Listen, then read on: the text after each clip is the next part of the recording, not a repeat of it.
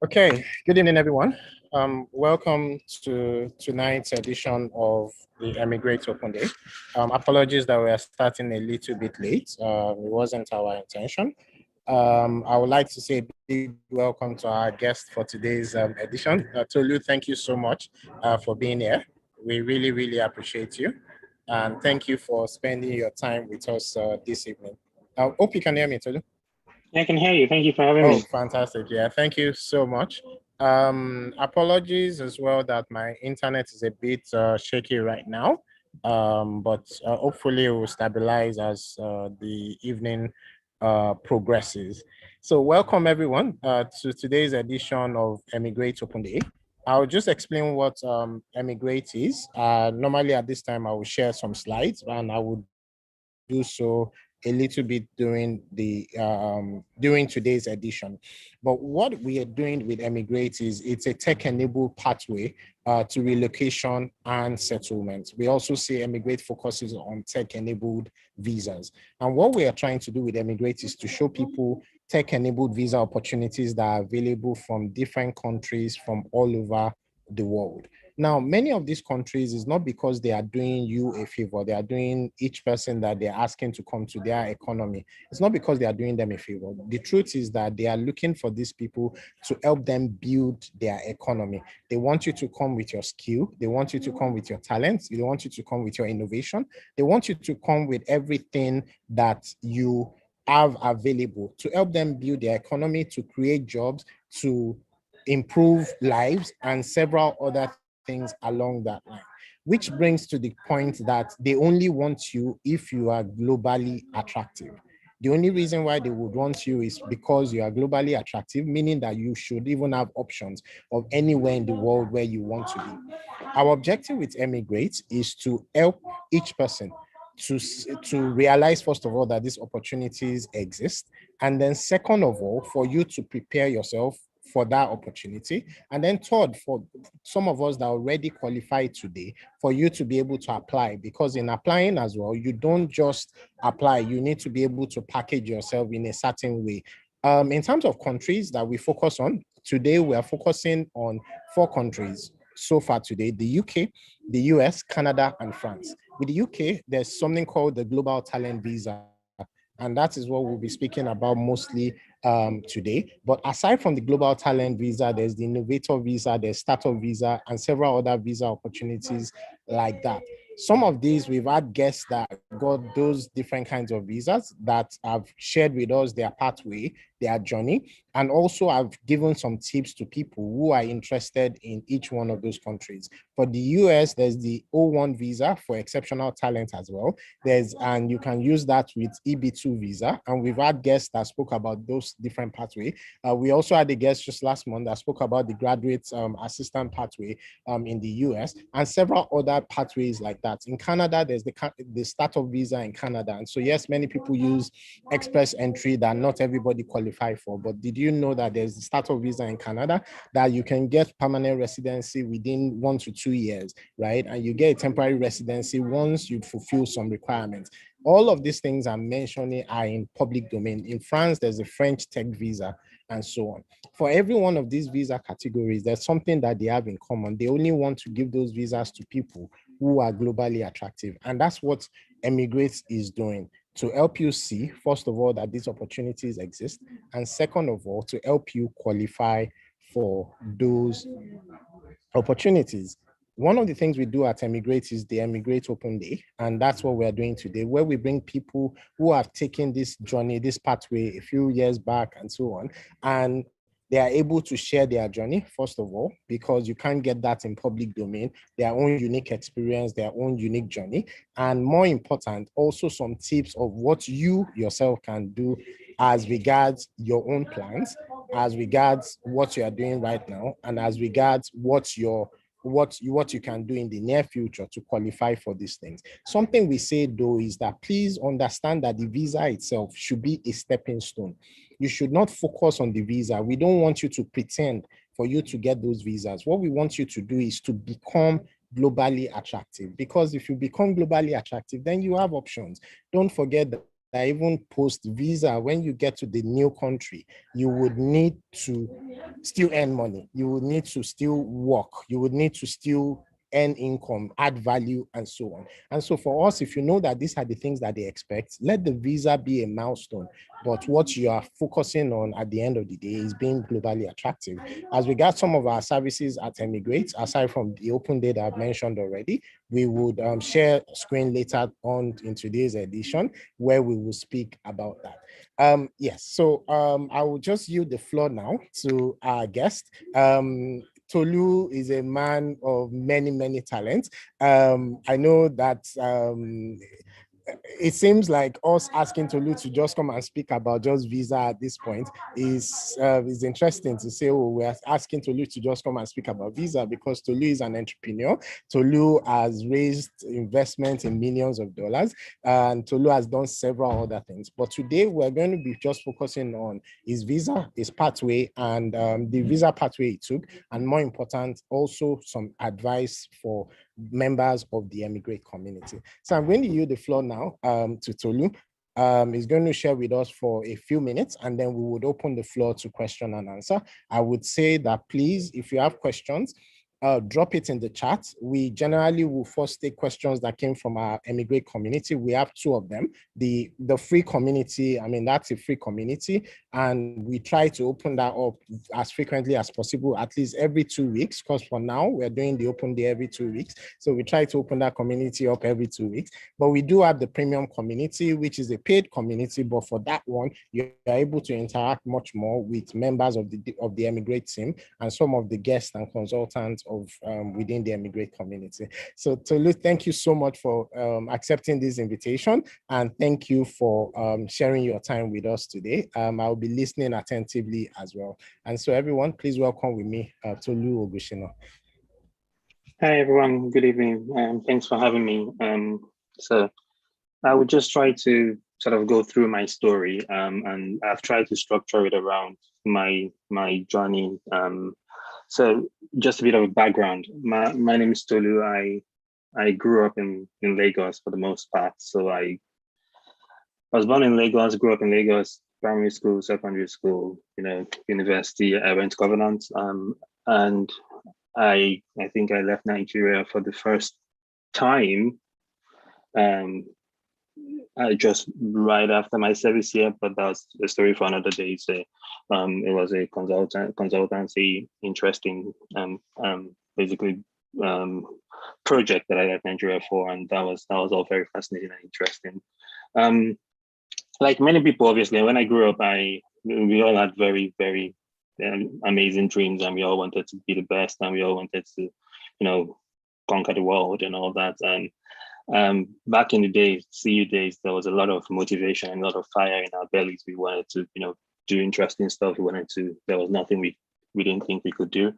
And so, like most people, I think for me, first, it was my career that made me start exploring options. So when I finished, I studied computer engineering in university. I graduated in 2009.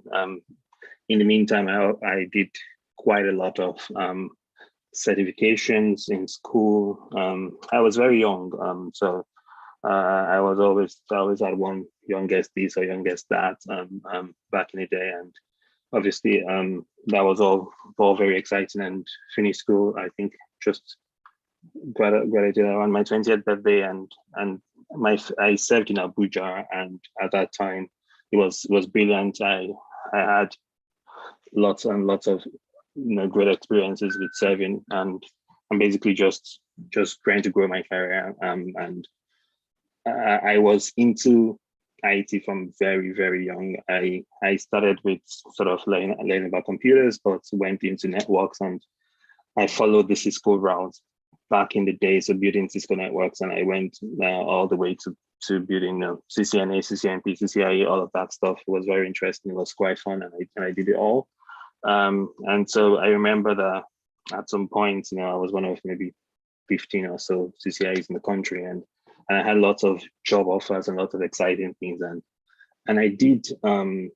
Then I got an offer to work at African Development Bank, which is which was my first trip outside Nigeria to consult for the bank in Tunisia, and it was sort of a contract, and it was all good and it was all very interesting.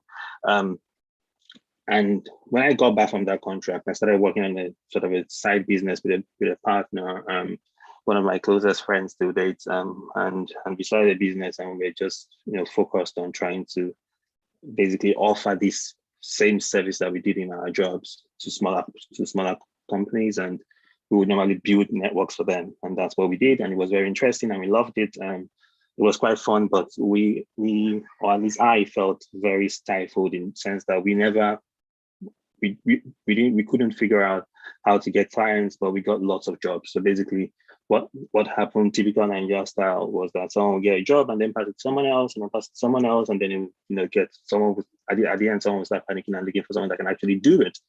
And so we would normally do different projects and different contracts, but it would normally be something like, I don't know, a 20 million contract that I would do over a weekend for, I don't know, 200K or something like that. So at some point, I really wanted to learn how to build a tech business. I thought that this is all fun, this is all good, but I didn't know how to scale a tech business, and I didn't have quite a lot of skills. I was very technical, and I wanted to learn how to build a tech business, and that was the sort of the reason why I did the masters that I did back in the day. So this was 2012. I went to UCL. So I applied to UCL. I think I applied in 2011. I got it. I got admitted in 2011 to UCL, but I deferred my admission for a year because I basically didn't have the money. So my goal then was I was basically going to save for a year. So I had a really good job. I think school fees then were about £20,000, but to be fair, the pound was like 250 to the naira, not 700 and whatever it is today. So but still it was like, I had to save 5 million naira and just tuition, and then I had to sort of sort out the living expenses and all. So I had to deal with my parents. Then that I'm going to work for this next year. I'm going to save as much as I can save, and then you give me the rest, and I'm going to go to do my masters. And so I was working in VI. I was pretty much saving all my salary and saving for my masters and all that. But I also applied for scholarships, and I got a scholarship, and it was good that I saved, because I basically learned the saving culture, even though I did not use the money for my masters. I got a scholarship, and both the tuition and the living expenses was all paid. So this is sort of my first segue into sort of visas and living abroad. As almost everybody here knows, there are sort of 3 main things that you can apply to do abroad. You can either apply to study, you can apply to work, or you can apply to start a business. So that's the 3 things broadly that you can apply to do. And for me, when I moved to the UK for the first time, so when I first left the country, I left to Tunisia, and it was a sort of a short-term visa for work. So that was my first experience with visas and sort of the whole process. But that was a bit of a shielded experience, because it was a very big sort of diplomatic bank, and all I needed to do was show up at the embassy, and they started me out, and I got the visa. So I was very fortunate. My second sort of foray was this. Now I have a scholarship, now I have an admission, and I needed to go to school. So again, it was fairly simple, because I got a letter from the school, got a letter from my sponsor, the scholarship. It was one of the government agencies in Nigeria then, and that was they're sponsoring my education then. So that was also good. And obviously I didn't need to show funds, so that was also very easy to get a scholarship. To get a visa. And then I moved to the UK. I believe it was in September of 2012 for the first time, and yeah, it was all the fun stuff. It was cold, but everybody told me it was not really cold and all that stuff, and it was always like, winter never come and all that. But wait until winter comes and all that. But it was quite fun because I was a student, and but it went quickly. And just before I moved to the UK had cancelled the post-study work visa. I believe it's back now. So before my time, the UK used to have a post-study work visa, basically which means that you could, after studying, if you do a master's in the UK, you get 2 more years to get a job and to figure out your life, and before you have to leave if you don't get another kind of visa. But now, but by my time they had cancelled it, and I think about a year ago or so, they brought it back. So in terms of one of the opportunities, I know that's not what we're exploring in this particular group, but obviously there is that master's plus post-study work. Then I did my master's. It was brilliant. It was pretty much what I expected, in terms of learning how to build a business. It was very practical. It was all things around like fundraising and sort of customer development and product development, and basically, finance and strategy and marketing. And it was like a very, very, very high-tech MBA class, but it was also very focused at building startups. So it was sort of, user research, customer development, sort of, hiring people, product development, all of that stuff. And that was all good. But, let's fast forward 12 months after, I finished the course, was top of my class. And after that, I did some consulting in the university. Some of it was like my networking skills, some of it was entrepreneurship skills. But generally, I knew that in any case, I had to go back to Nigeria.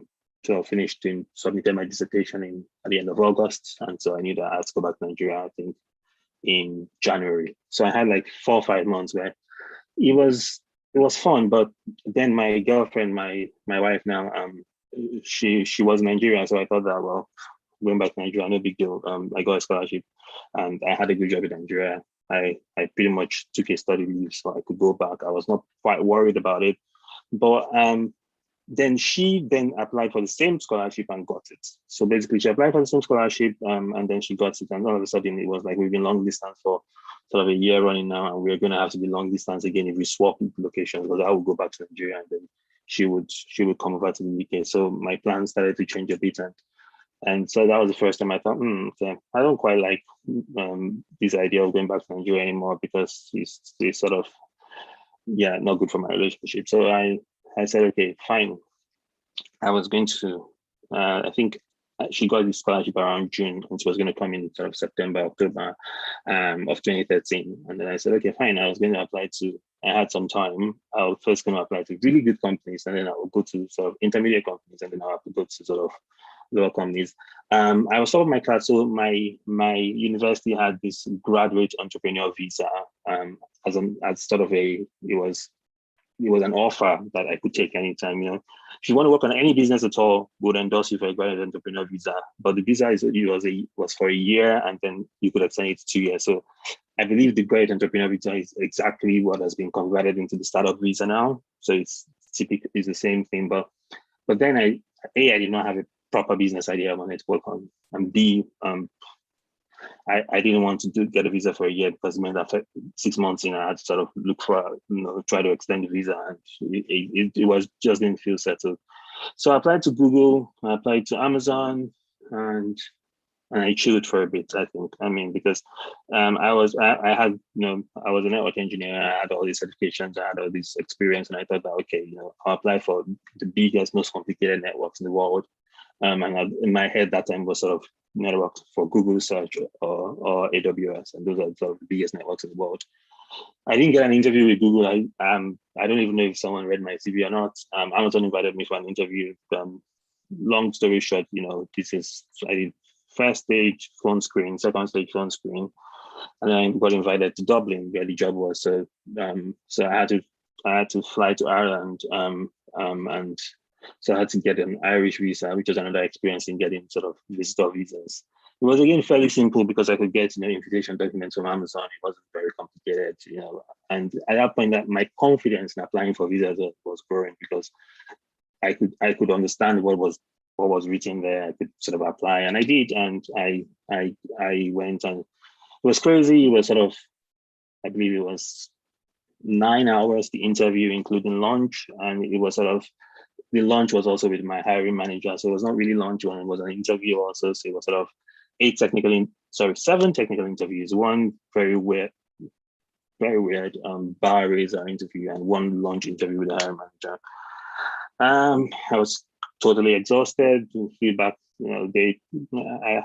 I think they booked the hotel for me overnight. So I stayed in the hotel and then flew back to the UK the next day. And I think 1 or 2 weeks later, long story short, I got a job. So I now knew that, okay, fine. Now my girlfriend is moving to the UK, but I am going to have to go and start in Amazon.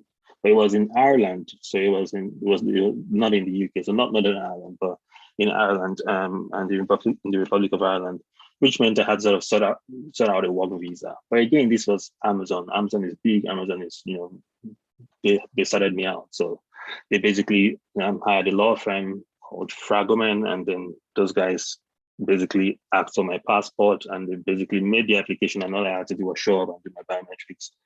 Again, it was pretty easy, pretty fun. No big deal, then my girlfriend moved to the UK. I was in the UK until January. Because of the visa and setting it all out, my job offer was going to start at the beginning of February. So it was good. We spent some time together. In any case, Ireland was, generally sort of is an hour away from the UK. So it was still long distance, but it was not like Nigeria UK long distance, but it was a bit shorter. And I could come to the UK pretty much whenever I wanted. It was a good job. I loved it, all of that stuff. So I worked in AWS for just under 2 years, and in that time, sort of 6 months in, I reconnected with a guy called Paul. Paul was on my class at UCL in London, and we became friends, started studying and hanging out or whatever. And he was sort of, I was number one in the class, he was number two, and so we were slightly geeky, but we understood the concept. And he was completely from a different background from me. He's Austrian. He had a flat in London. He was sorted in a different way. I was, an immigrant, so my visa was tied to Amazon and all that. But he started telling me about Playbrush, which is what I currently do now. And he was telling me about the idea, and I said, look, you know what? If you need help, I'll help you build it. I'll help you with all the stuff. And so I did like a side project for about a few months, and then we decided, okay, there is an idea here, we can investigate. And then we went back to UCL and got, applied for a grant, got £5,000 from UCL, and we started exploring an idea. And sort of in the next sort of 3 to 6 months, we started sort of developing prototypes, and we did a Kickstarter and raised almost £45,000. And we said, okay, fine, we've got an idea here, we can do it, we can quit our jobs. And of course, Paul that time was always doing sort of like TA, guide assistant, sort of 10 hours a week jobs. And so he had a lot of time to devote to our business. And I had a sort of high paying full-time job, and I only had nights and weekends to focus on the business.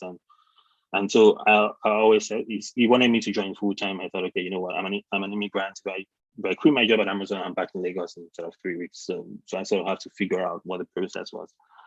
And I was thinking, this is risky, this is interesting, should I do it, should I not do it, and all that stuff. And it was all very almost overwhelming. So I guess, in a different way, I was now sort of where we all are in this group. And so I said, okay, fine. I've got 3 things. One is I want to make sure that this business is a business. So my goal was, we need to sort of have a successful Kickstarter, and we did. I believe it was around Easter 2014. Sorry, was that Easter? No, Easter 2015.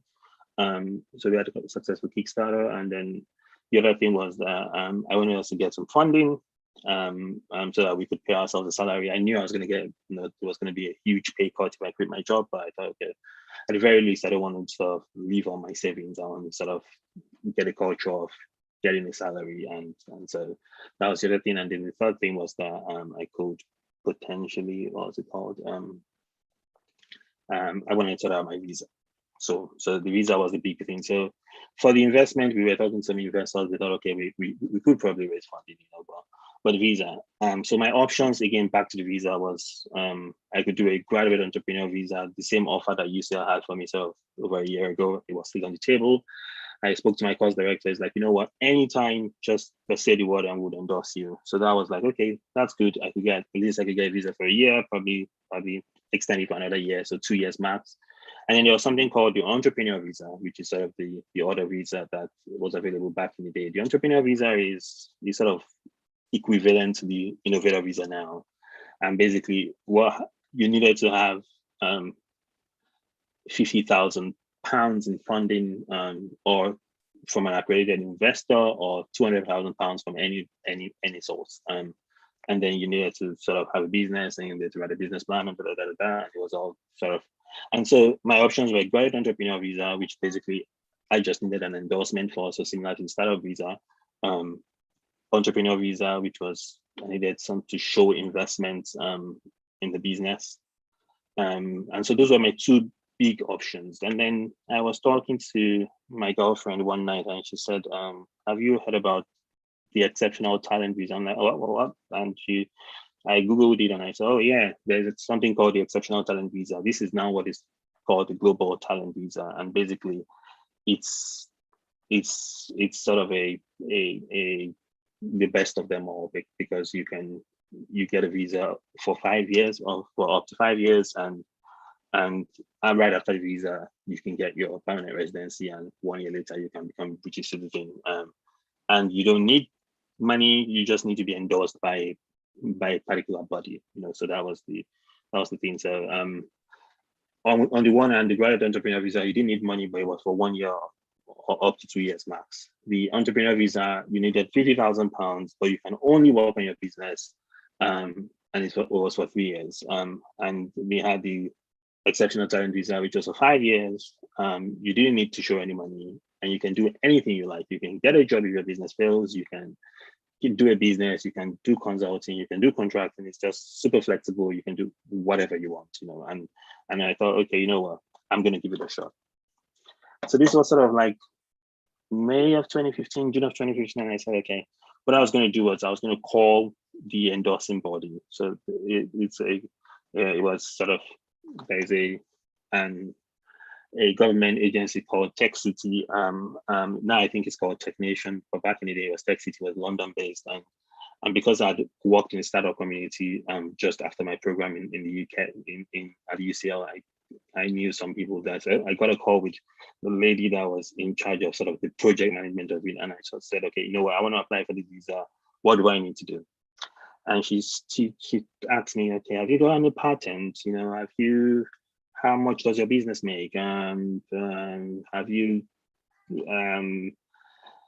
what have you invented? She asked me quite a lot of questions, and she basically said, you know what, I think you're on the path to you're the kind of person we're looking for, but in 3 years. And I know I just thought, you know what, screw you, I'm gonna apply anyway. It just became like fire to me, and I thought, okay, you know what, fine, you don't think I'm gonna get it, but it's not up to you. I'm gonna apply anyway. I think it's not, you're not God. And so I started the whole process of sort of getting the evidence that I needed for endorsement, and that was that was very, very important, because basically the visa is a done deal when you have endorsement, and if you don't have endorsement, it's a non-starter. So you need the endorsement, and I was going to get the endorsement from Tech City, where someone that worked there already told me that I was not qualified. So I basically had to think of, okay, do you know who I am, that kind of thing myself. And I really, really, really struggle with selling myself. I don't know how to sort of, I am a lot better than I was sort of 5 years ago, 6 years ago, but I still struggle with just saying, I'm the best, I'm the greatest, and all that. But that's what you need to do. You sort of have to dig very deep and say, here are all the evidences where I'm better than everybody else. And it's not, you need that evidence. You need to be sort of there, or you need to work to gather that evidence. But when you get it, you need to sell it. And so, it was, for me, a lot of it was gathering evidence that showed a track record of being exceptional. So I sort of went back, sort of the last 15 years and got all kinds of evidence that showed a track record of being all around exceptional. So I was top of my class at CU, I was top of the department here, I was top of my class at UCL, but I also started a business here. I've written some articles online, I filed a patent here, and sort of, it was just gathering all that evidence to say that, it had to become a consistent story of, this is really being exceptional. And I was lucky because obviously when I was in secondary school, I had to go to all these competitions that were quite fun, and we won some. Well, we won most, but we didn't win everything. And so I had some evidence that, newspaper article here, whatever here. So there was a lot of that evidence that I was able to, it was all kind of fun of calling home and making sure they find the newspaper where I won an NPC quiz competition in 2004, all that. But basically gathering all that evidence. But what I learned sort of after getting the visa was, you don't even need all that. But for me, it was really new. Not a lot of people knew about it, and when you read it, you get really scared. But so I had to craft that story of being exceptional. But I was also the part of, because the UK knows that you could get the innovator visa, and you could get the graduate entrepreneur visa or the startup visa. You have to show why you want the global talent visa, why you're not applying for one of the other visas, which might be more suited for you. So for me, it was generating the pieces of evidence and sort of CCIE certifications, all the certifications, industry certifications here, but also the story around, I started my business when I was 21, and then I moved to the UK, and then I learned how to build a business, and now I'm starting another business, and we've raised a Kickstarter. We think it's going to be successful, and this is why. And what the UK wants to measure is impact. So you have to either have been able to say, okay, I saved I don't know, my company millions of dollars, or I was able to reach hundreds of thousands of people or millions of people, or I am going to do that, and this is why. So for us, it was a care problem. We're solving a problem with our care, and it was one of the biggest British problems, and we had devised a solution to solve it that was clearly innovative, and we had filed a patent for it, and there was all of that. So it sort of came together. And of course, for me, then it was like the other thing was references, and here I had to sort of really tap into my network and say, okay, who can give me a brilliant reference? And it was easy in a way because I was top of my class, so I could just go. At least one of them would be from university, and then I just needed to find another one. But you need really exceptional references, and ideally, you need people that can. You should control the process. So basically, for both references, I wrote the references, and then they just read it, signed it, and stamped it. So I wrote my references myself in that sense. Of course, I had to write based on what my relationship with them was, and based on but again, you have to realize that if you are getting a reference from a really good person, then they're also most likely really busy.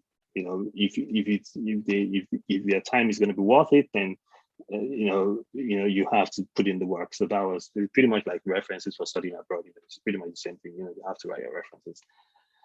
Long story short, applied, and for me, the fingers, toes, and everything crossed, because I thought I was not going to get it. I thought, okay, if I didn't get it, then I could try entrepreneur, the innovator visa or the startup visa.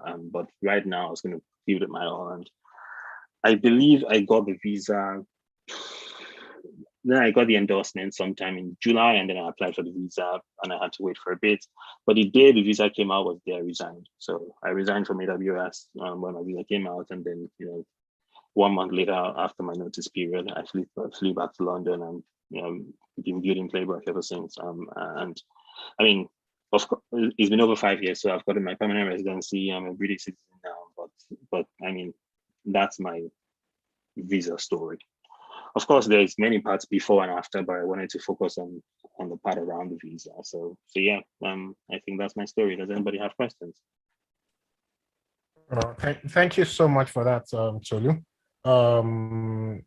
Yes, so there are quite a number of questions, but I'm going to start with the one I typically ask every guest on Emigrate Open Day. It's that we have 3 categories of people in the Emigrate community. We have people that are beginners. Some have not even started their journey in tech at all. Some are just maybe 1 year experience in tech, and they are just trying to figure out what should they be doing, how can they do it, what pathway is available to them, particularly from this global talent. Could they qualify in the future? What would you advise them?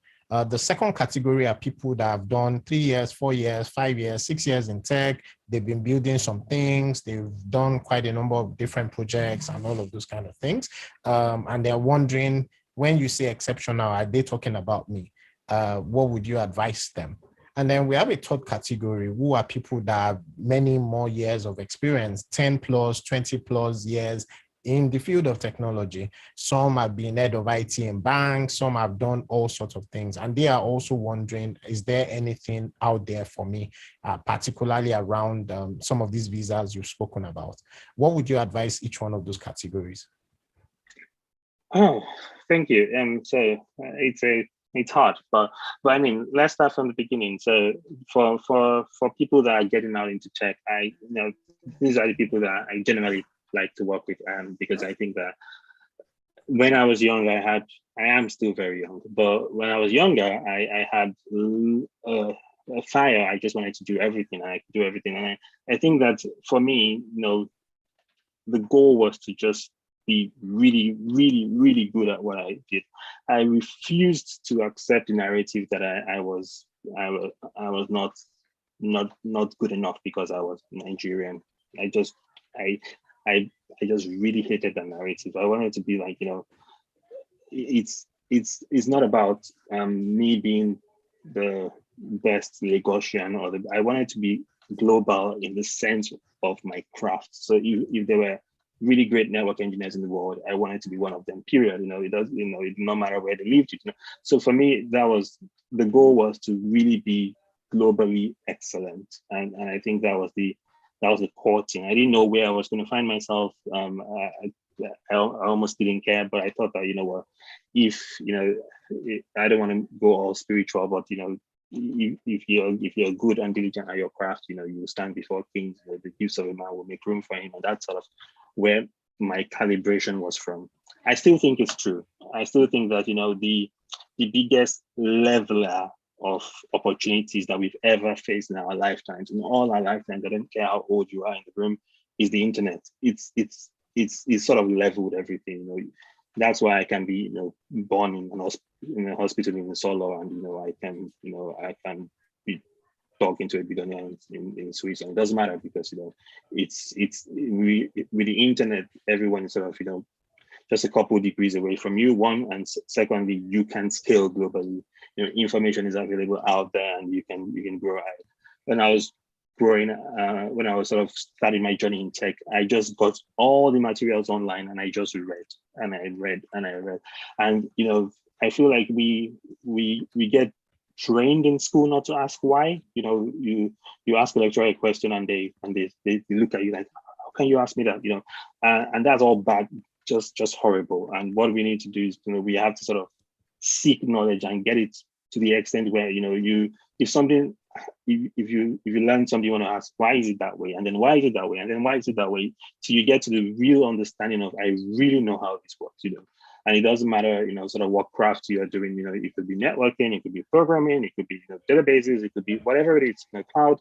You just want to be really, really, really great. Because one of the biggest things is that I got a job with AWS, but I got it from London when I was in London. I had a colleague that I went to school with. We passed our CCIE on the same day. He got his job with AWS sort of like 7 months before I started, or something like that. But he got it from Lagos, and this was in 2014. So this is not new secrets. This is almost seven. Actually, he started in 2013. So this is like what 8 years ago. And he got a job by applying to a global company from Lagos. So it's really about being excellent. And they flew him from Lagos to come and do interviews for 8 hours. So if you're excellent, I think that you give yourself that opportunity, and then the opportunities exist, almost sparingly, but they do exist. And whether it is to get a scholarship or to get a job or to get whatever kind of visa, they exist. For the middle group, I relate because I think that for most people, Nigerians are very, very, very resilient. So you have gone through a lot, And a lot of it is we shy away from telling our stories. And I think the first thing is to start looking at, read the requirements and read them again and try to see how they apply in your world. Say exceptional promise. You need to have check it and say, okay, how does this apply in my world? And start trying to put a consistent story together. And I think that you miss, 100% of the chances you don't take. So sometimes you just need to take the chance. Like I said to you, I called someone that worked in the endorsing body, and she told me that I should wait for 3 years before I applied. And I applied sort of 2 months later. So I think that it's important to not sort of get scared by all the requirements. Of course, you need to be excellent. Of course, you need to, to have honed your craft. If you're applying for, the global talent visa, because there are lots of smart people that are also applying. But at the same time, you need to bet on yourself. You have to say, okay, I believe that all the gifts and talents that I have, are useful, and so I can bet on myself. And you just need to sort of then take that leap of faith and bet on yourself. And like I said, I applied to Google and they didn't even call me back. So it can happen, but by the end of the day, you have to take your chances. You have to you need to give yourself a chance. And for the people that are sort of, I've seen it all and done it all, my respects, I think that the truth is that we have a much more complicated problem in Nigeria, and our experience with sort of dealing with all this complexity, we just need to let it shine through. Nigeria has 300 million people. If you're ahead of us in a bank, those are users that you've supported. It's more than all the people in the UK, so we need to sort of start fine-tuning that story to match the scale of the things that we've achieved. And then the excellence will start to show in. And I think that what I have seen is that I've now helped probably 3 people or so in my personal network, sort of revise their cover letters and write their stories and sort of say, check out everything too. And they all got the visas, because I think that there is some exceptional story to tell. Everyone's path is very, very different. But, if you have been doing all the things for, you're probably exceptional by now. And you just need to sort of figure out what is that story that makes you that makes you deserve a global talent, as opposed to, tier 2 skilled worker. Because that's always a question that the people endorsing, like, why wouldn't you get a tier 2 visa? Why wouldn't you just get, a startup visa? So you need to tell the story. And it is possible, and this is where I'm going to stop.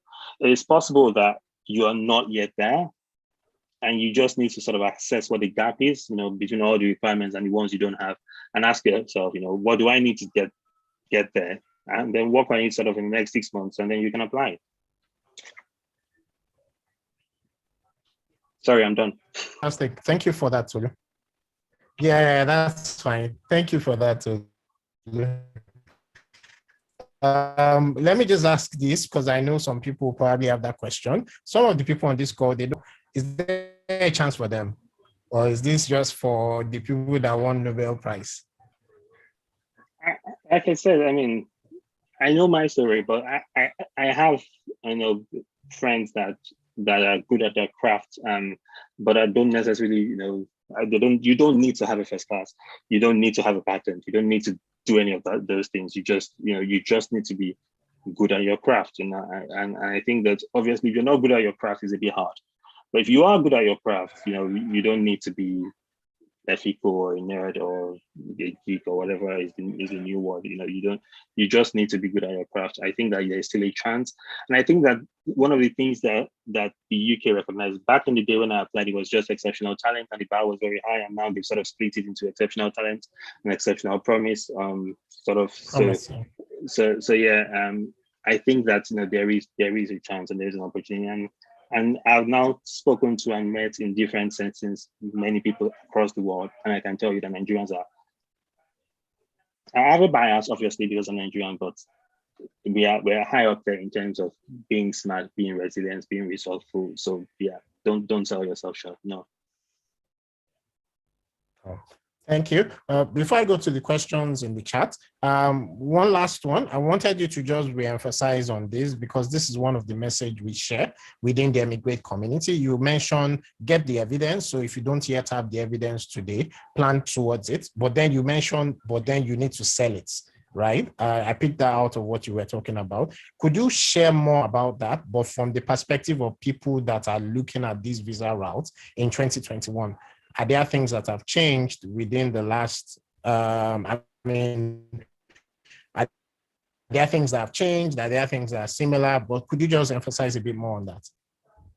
I'll try. So I did brush up a bit on the rules and all that, but in general, I'm obviously very stale. But that said, there's always this thing about this story about perspective, and there was a man that something. If there were three people who were laying bricks, and one said I'm laying a brick, and another one said I'm building a wall, and another one said I'm building the biggest cathedral in the world. So there is that perspective of what have you done? So I'll take an example of, I don't know, let's say you worked on SIM registration, for example. You can say you worked on a project that that does biometric and capture biometric, or you can say I worked on a project that captured biometric for a telecommunication company, or you can say that you helped to build, I don't know, software for identity verification of 30 million users in Nigeria. Very, very different. Same project, very, very different. So by what I mean by selling yourself is trying to understand impact and selling impact in metrics that people would understand. So that's did you help save millions of dollars? Did you help generate millions of dollars? Did you help save, I don't know, or did you help with the healthcare of, I don't know, 300,000 Nigerians? These sort of metrics help people, because what they're going to think about is, if you are able to help 3 million Nigerians, that's 2% of everybody in the UK. That it's very important for them to be able to see that level of skill and that level of enterprise from you. Obviously, you need to sort of put in the hours, and then you have to look back and see and be able to put that in words. And when I help to review people's, I only do like once a year. But when I help to review someone's application, this is what I sort of try to bring out, the impact, because I know that this is sort of what people can relate to, and this is what makes you exceptional. This is what makes you a talent, as opposed to every other person that is doing that. So that's in terms of selling yourself. You have to sort of think in the perspective of the reader and think about, will this person read this and think, I better let this guy come into the country, because if I don't let him come into the country, the US is going to get him. That's what you want them to feel, and that's the goal.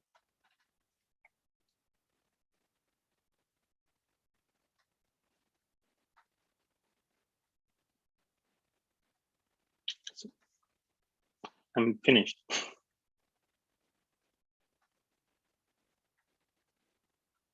Oh, I think we lost him actually. Oh, I don't know what to do now.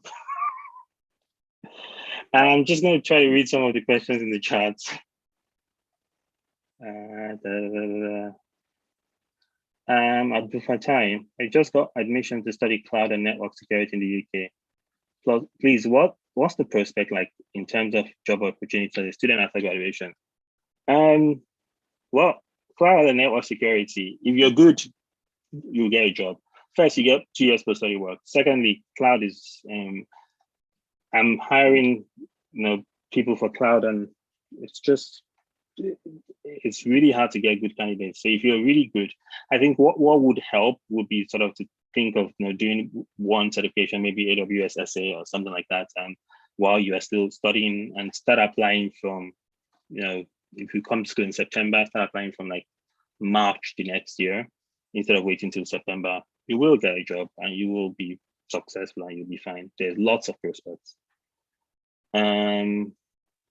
Gabriel, I have 4 years experience as a software engineer and I'm new to emigrate. Am I qualified? If yes, what's the next line of action? I don't know. I really don't. I need more than that to be able to say if you're qualified or not. But I think what you need to do is to read.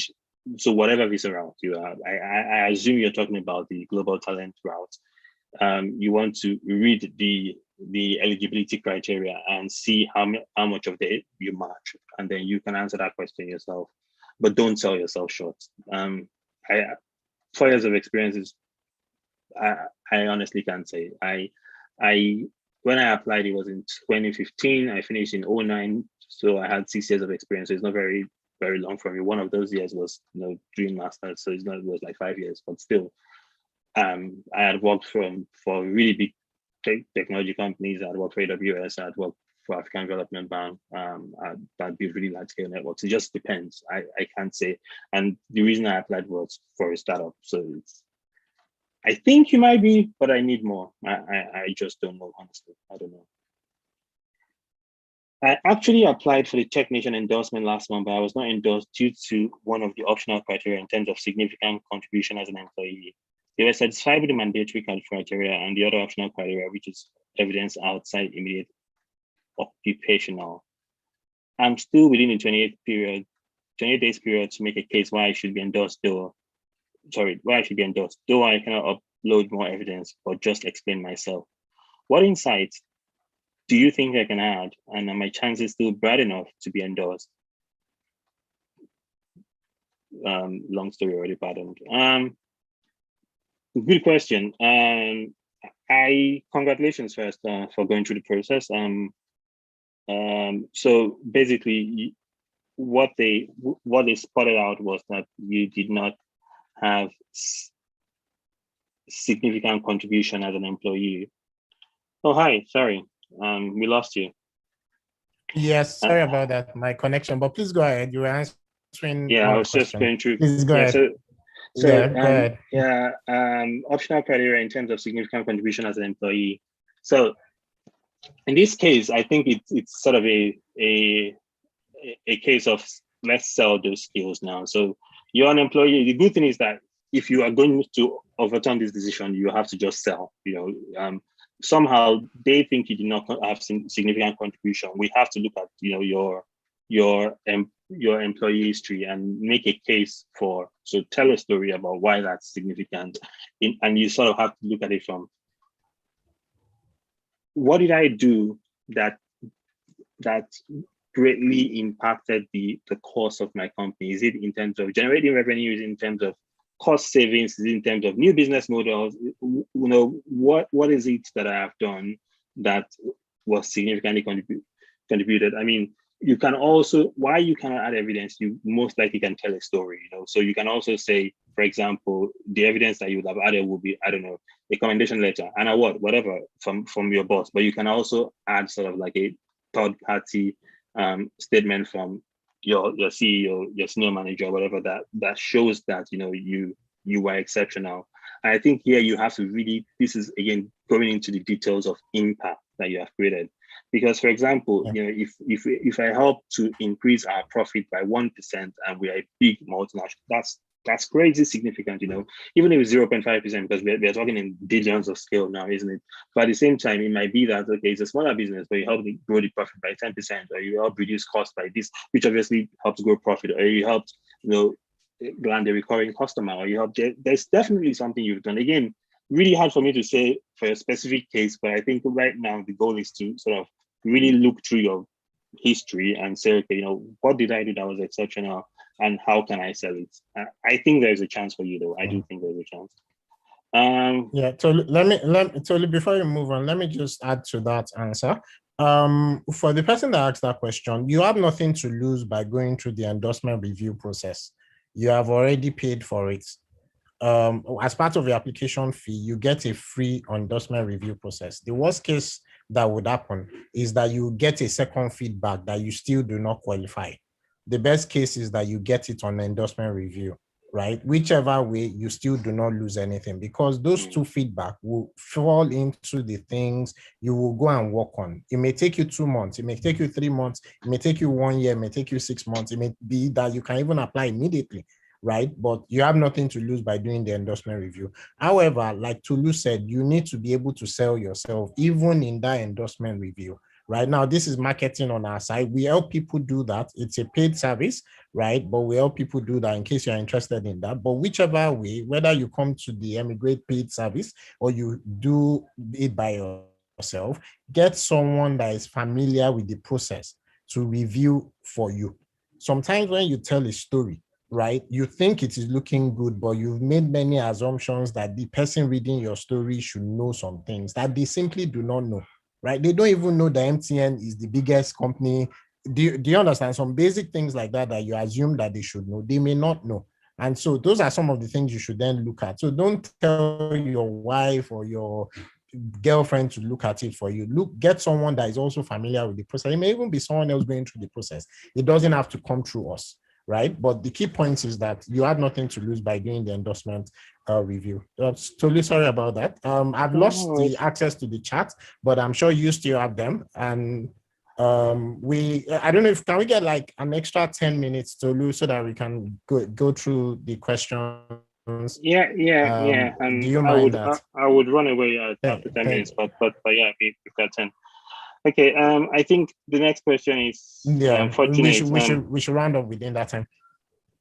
Okay. So Fortunate says, I am new to Emigrate. I'm currently a technical engineer in Microsoft 365. How do I start the journey? Is there a platform I can apply on? I'm a bit slightly confused because I don't know if you're talking about the Emigrate journey or the global talent journey. So I'm going to just ask Bade to answer. So let me take that. For the Emigrate platform, there are different things that you can. How do you start? You indicate interest on the Emigrate platform, and then you can request for any of the services that we have to offer. The key thing we always say is because what we are doing is information, guidance, coaching, and things like that. Oh yeah, I forgot to mention, we are not lawyers, we are not immigration consultants. What we are, the same thing goes for our guests. So please bear that in mind as regards what the Emigrate service is exactly. But because we have a vast amount of experience, network, and so on, we are like looking at where you are today to say these are the gaps that you have and these are the things you need to work on. You need more X, if you need more speaking, all of those kind of things. Those are part of the things that can help you. But each person with a unique circumstance, and that unique circumstance is part of what we're able to help with. One of the things you can make use of is the Emigrate Circle, which is a premium community where you can ask more questions and things like that, and there's a bit more guidance in there as well. So maybe that will be helpful for you. Yes. Okay. So let's take this. Go ahead, Tolu. Yeah. So sorry, Ugona says, do you have to be employed by a UK company in order to apply for technician? The answer is just no. I mean, I wasn't employed by a UK company. I was employed in Ireland by AWS, so it was not a UK company. You don't have to. In fact, most people are not employed by a UK company. You can be if you're trying to migrate to, the global talent visa from another visa, but you can literally be employed by anybody or even unemployed, to be honest, and you can still get it. So you don't have to be. Abdul Fattah, I think we talked. Thanks for the response. I have certification in AZ900, CCNA, GCP, and some other online tech certification in IT. I'm currently working as network administrator in Nigeria. I have very good experience in Windows Server administration, networking, and IT security. Are these experiences relevant in the UK? They're relevant in the world. It's not just the UK. They are relevant. I just have to say, by reading your profile, the one thing I've seen is you have a lot of breadth. So Azure, CCNA, Google. But I'm not accusing you of not having depth, but from a certification and profile point of view, if I was to advise, I would say now that you've got quite a bit of breadth, go deep, go really, really, really deep in one. So whether it's Google Cloud, be the best Google Cloud, expert there, whether it's AWS, be the best, whether it's Azure, or whether it's Cisco, the CCNA, be a CCIE, be a Cisco certified architect, be really, really, really good, because that just sort of takes you above your peers and it's a lot of sacrifice. I mean, I say be really, really good, and but it's usually like 9 months of studying for per year for 5 years before you. But you can be really good if you sort of put your heart to it. And I think that when we are sort of younger, we can do these things. We can, we can just say that, okay, we want to be extraordinary, and we will do it. So I think if there's one advice I can give you, it's, get very deep, have a lot of depth that you understand, understanding that comes from understanding fundamentals that you can explain it to anybody, get that deep, and then it would help you with your career wherever you work, and it will also help you for the global talent visa. Tolu, before you go on, and I think that would be the last question we'll take. That's even the last question anyway so far. Also, for the person that asked that question, in addition to you gaining those skills and showing that you've gained those skills and showing the experience, there's also a level of exposure that you need to show. One of the things I would advise you, particularly if you are targeting the global talent visa, is that go and look at the criteria that they gave you. They've given you examples of things that you need to show to say that if you are a leading talent outside your employment.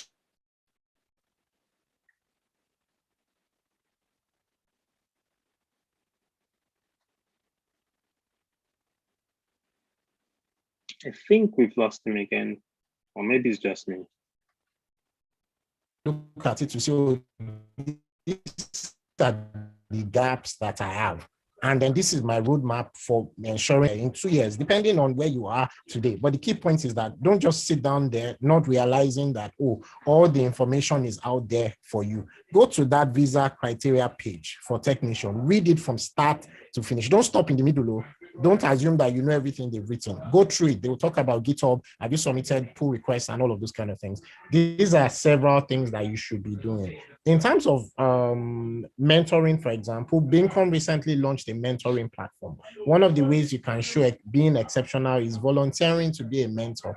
If you have 5 years, 10 years experience in tech, find somebody that is 1 year experience, 2 years experience. You can lead them to a direction. You can lead them, you can help them. There are things that you wish you knew 10 years ago, 5 years ago. You can help them with that. But the key thing is that they said it must be a structured mentoring platform. So you cannot say that I was mentoring just by the side and all of that, and this is the outcome. That will not count. But you should then volunteer on a structured mentoring platform. Recently, I also found out that if you are being paid for that mentoring, it's also a problem because now it is no longer outside the employment, because it now seems like you are doing that mentoring because you want to be paid, that kind of thing. But those are several other things that you can find out as well in public domain. Just before Tolu takes his final word, I will just say this. I wasn't able to share my slide today, but I will advise for those of us joining, we've had several editions of the Emigrate Open Day. And we've talked about different countries and different opportunity. We've had the speaker speak about Canada startup visa and North American route. We've had people talk about different routes in the UK, including technician visa, including innovator visa, and several others. There are videos available where you can watch some of these things for you to understand what it is that you can target depending on where you are. For example, if you're on a student visa, please realize that your student visa does not count towards settlement. And so it is by the time, if also startup visa doesn't count towards settlement. So you need to be looking at all of those things as regards your plan for the future. But this screen I'm showing is a screen showing some of the tech-enabled visa routes that are available to you today, right? The key point is, do you know about these routes? Are you familiar with what the requirements are? Why can't you go and read about them? And then after reading, when you have 1 more week, you have 1 more month to leave the UK before you find out that, oh, what am I going to do? Don't wait for that. Start doing the things that you need. That's for those of us in the UK. For those of us that are not in the UK and those of us that are looking out for, don't things that you should be doing as at this moment, and we're advising that you please take those actions immediately. Tolu, I don't know if you want to share final words as we end this today's session. Yeah, I mean, thank you everyone for listening and for joining. At the end of the day, I think that again, you miss 100% of the chances you don't take. So you need to put yourself out there. I think that the key thing is there is information out there, lots and tons of information. So and the UK has one of the best, best websites when it comes to figuring out stuff. So there is information out there. Be confident and sort of have a plan. The truth is, it's a lot of work, because if it's not a lot of work, every Nigerian will be in the UK.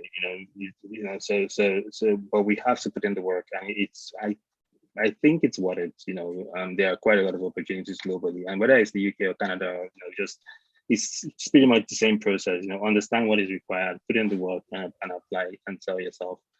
I would offer that, sort of if you you can reach out to me. You have to let me know that you are from sort of this group, but you can reach out to me and I'll be able to say to help, basically. Sorry. Thank you so much for that, Tolu. I was just going to say this is being recorded, so I thought you were going to give your email publicly or something. No. Okay. I was going to warn you on that, but yeah, I mean, Tolu has made an offer to those of us that are on this session at this moment. And so please, if you want to take him up on it, please do. Also, Adedayo, you can book a 10-minute session for free. So you may want to take advantage of that. There's only one 10-minute session available for free to each member of the community. So you can book that for your endorsement review. It's not enough to prepare an endorsement review, but we may be able to give you a couple of pointers with within that time, and within that time as well. So thank you very much, everyone, for joining today's edition. Apologies for the technical issues. I sort of miscalculated some things, but I do apologize for that. It's not our habit as well.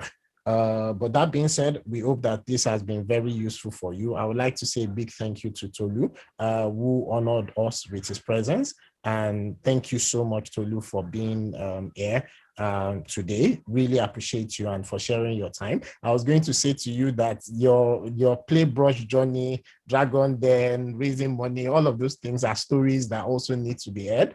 But I'm sure that maybe a different session, I'm not sure we can indulge you, but those are stories that people need to be inspired by as well from a startup perspective, and really, really appreciate. I mean, you've been making Nigeria proud, and thank you so much for being here today.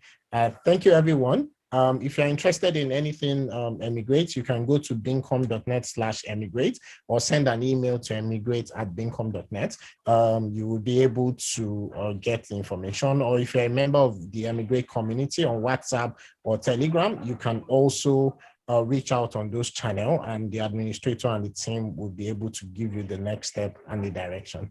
All right, then that's it for tonight. Good night, everyone. The link to this video is just being on your chat right now, because after now, the video is a premium one, meaning that you may need to pay for it. So please copy the link out now for you to rewatch it. Tolu dropped a lot of insights and things that you probably can Google as well. So please copy the video if you need it, and then you may want to share with a few people as well. That being said, thank you, everyone, and good night, everyone. Thank you. Bye.